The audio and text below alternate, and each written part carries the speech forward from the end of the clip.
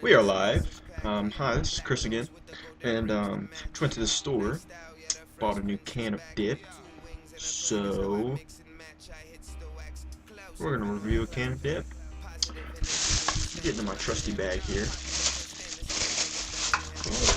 Start things off. We got an amp. Goes wonderful with any chewing tobacco. And then the welfare bear is in the building, ladies and gentlemen. So that's what we will be reviewing today. My last video, I did Copenhagen Wintergreen, so if you haven't kind of caught the trend here, I'm a Wintergreen type guy. So this is my biggest, this is my primary, my dominant dip. Number one, because it is cheap. A can of this is only $2.50 where I'm at, versus like $3. Doesn't make much of a difference, but I don't really know why. I just, every time I go into a gas station, I don't even think about it, and I just ask for Grizzly Wintergreen now. So I guess it's just become a habit. So yeah, it's my primary dip because I actually enjoy Grizzly more than Copenhagen nowadays. I don't know why. It used to be completely flipped around. I used to love Copenhagen because it was so much more comfortable, but as of late, it really has not been comfortable. And Grizzly, I'm finding, is a lot more comfortable, like sitting in my lip. And by comfortable, I mean it doesn't like poke at your cheek, like your gum and your cheek, and it doesn't kind of like fray the skin and give you gator lip as easily. Well, not for me anyways. But different strokes for different folks, I guess. So this can hasn't been cracked actually, so we're gonna go ahead and crack it. Dip tip, by the way, for all you dippers out there. New and old, seasoned and rookies. If you leave your thumbnail longer, that will come in very handy when you are cracking your cans. And I always crack them upside down. I know a lot of people do that, but I always crack them upside down. Yeah, so thumbnail longer than all your other nails. Keep all your other ones trimmed. I really do that, but at any rate, that's a dip tip for you. So, I'll get a spitter. That ain't gonna work. Huh, hold on one sec. Leaves. Oh, that's fucking gross. I'm gonna use a Wendy's cup. And it's got shit in it, so. Not ideal, but you know, gotta make do with what you got. Okay. Fuck me, man. Can't get it together this morning. Alright. There we go. Let me get resituated here. Oh, okay. So. Oh, you know what? Being very unprofessional about this. Let's start off with the can, okay? Since this is a review. Your basic wintergreen color, the code of wintergreen would be green, obviously, wintergreen.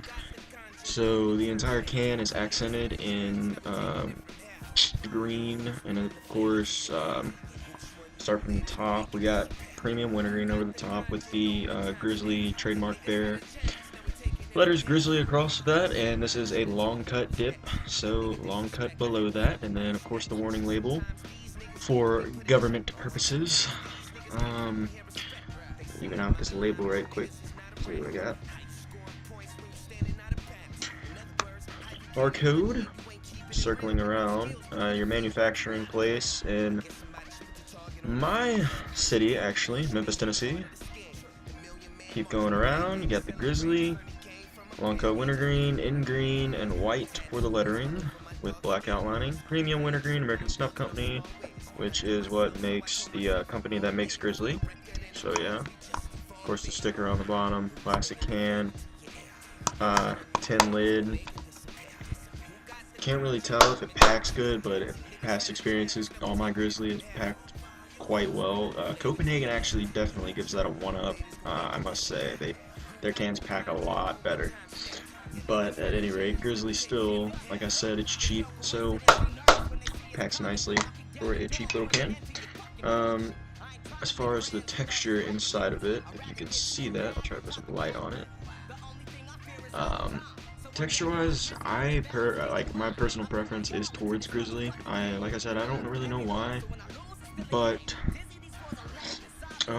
it sits a lot more comfortably in my lip, so that's what I tend to sway for is Grizzly versus Copenhagen or any other brand. Obviously, none of the lower lower bracket dips compare, like Kayak and shit like that. But yeah, the comfort level, like out of 10, I'm gonna have to give it somewhere around 7, 7.5, something like that.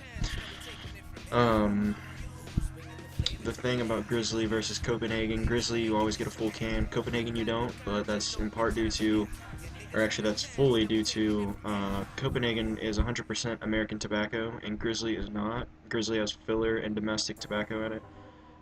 Therefore, it can, it's more full. The can is fuller than 100% American tobacco can. But I've never really seen a difference. I mean, obviously Copenhagen and Grizzly taste a lot differently, but they both have their own distinct flavor. I mean, a lot of people say Grizzly tastes really plasticky. In some ways it does, but I mean, it doesn't bother me at all. It doesn't affect my experience. So, yeah, I enjoy it. I don't know why other people rip on it so much, but personally, Grizzly is my preference. But let's stop talking. Let's take a nice lip and swig of this. My sister just made me bagels, so got some leftover flax in my mouth. Let's get a nice little hearty sized pinch. Get out of here. Let's get one to start with. Cheers, everybody.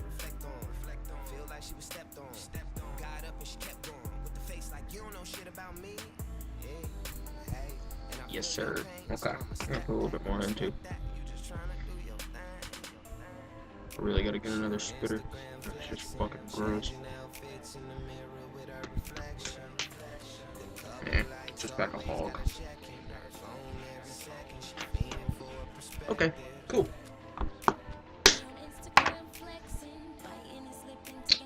I'm gonna yak that first spit out of the way.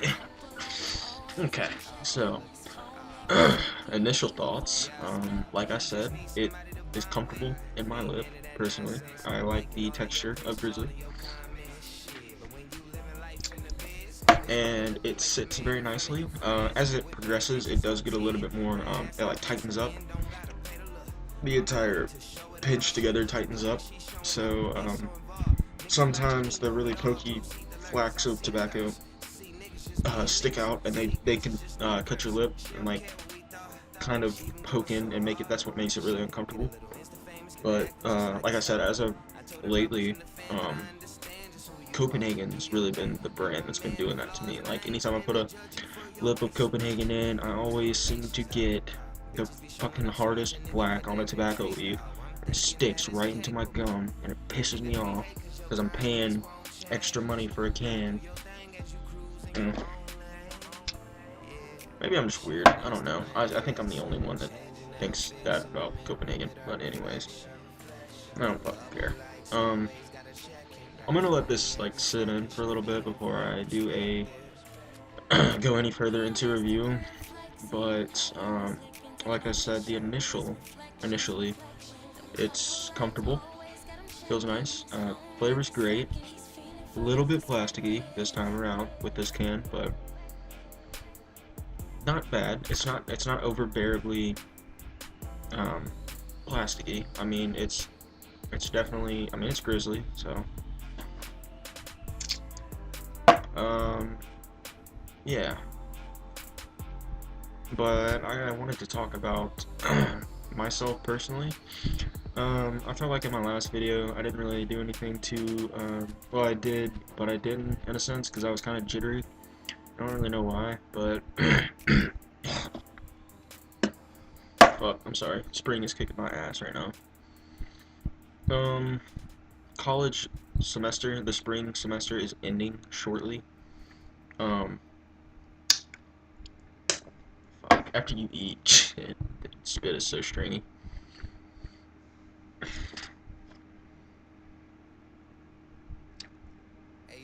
Okay, that should have cleared it up. Like I said, spring semester is ending, and I'm rounding out my first year as a college freshman at the University of Memphis. I'm hella excited about it. I'm ready to get back home and get a summer job and just be carefree and hang out with my friends and sit by the pool and shit like that. So, yeah, it's actually gone by really fast. I didn't expect it to go by that fast, but it did. It went by super quick. But I'm really excited to get back home and get a job and start living. But it's been one hell of a year. It was definitely an experience. It was a big transition. When somebody tells you high school to college is a transition, they aren't lying. It's a transition. But I mean, it was a good transition. I liked it. The thing that I kind of figured out, and it was a little bit too late for me. I figured it out way too late, a lot later than I should have, is that you need to get involved on campus.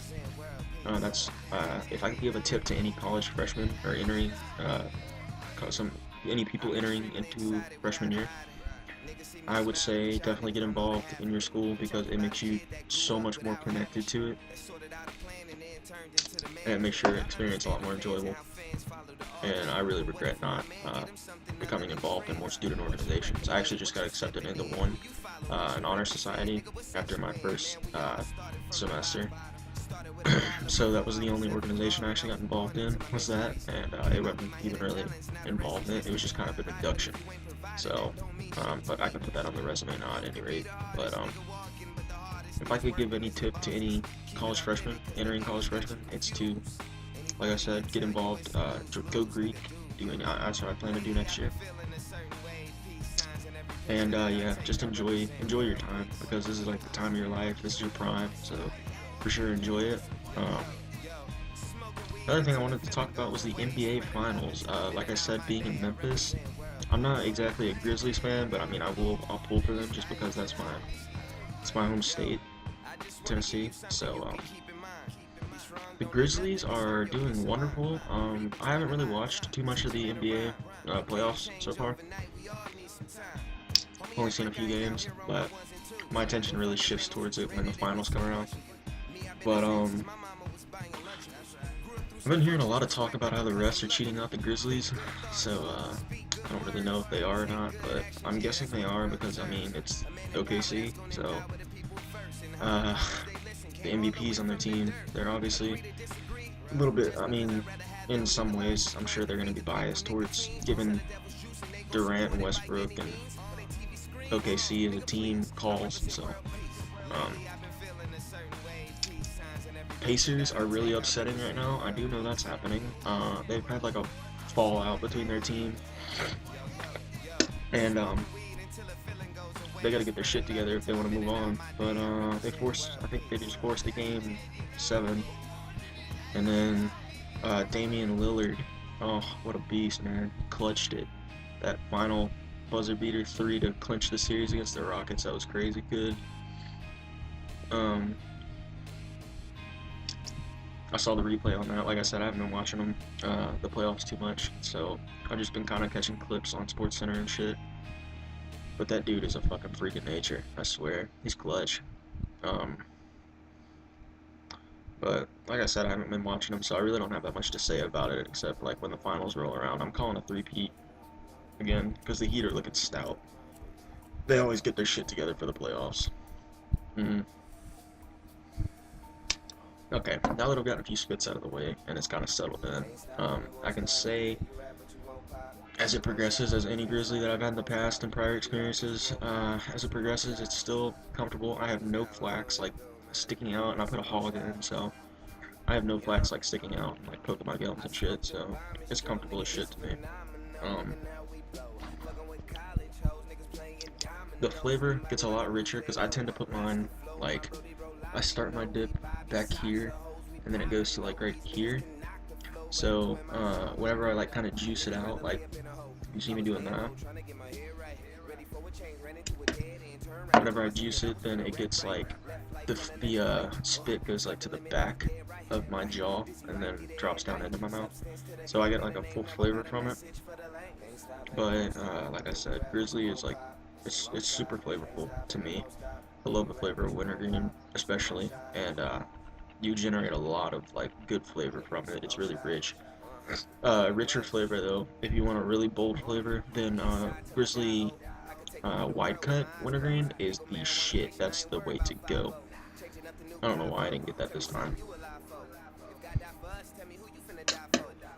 but yeah, it's really good. So I think I've covered everything as far as Grizzly wintergreen goes. So I hope you enjoyed this. Hope you got some insight from it. Um, you can tell me if you like what's your preference of dip, and if I'm crazy for not thinking Copenhagen is tops as of late. But